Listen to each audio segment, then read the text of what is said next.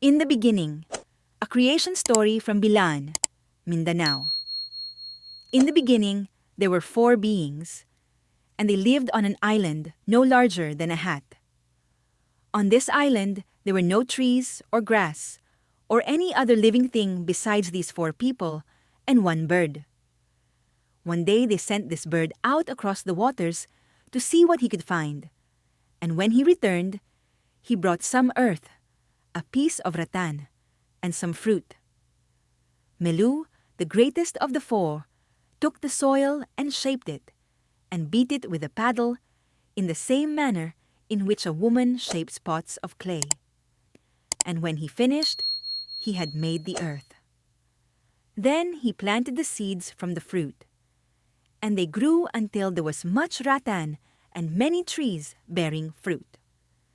The four beings watched the growth for a long time and were well pleased with the work, but finally Melu said, "Of what use is this earth and all the rattan and fruit if there are no people?"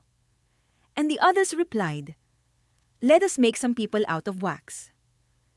So they took some wax and worked long, fashioning it into forms. But when they brought them to the fire, the wax melted, and they saw that men could not be made in that way.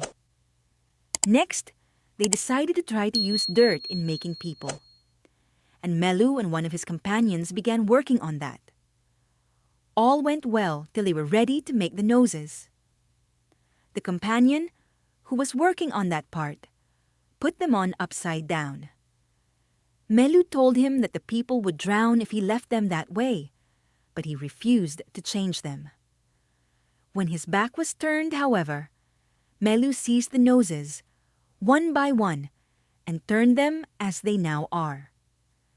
But he was in such a hurry that he pressed his finger at the root, and it left a mark in the soft clay, which you can still see on the faces of people.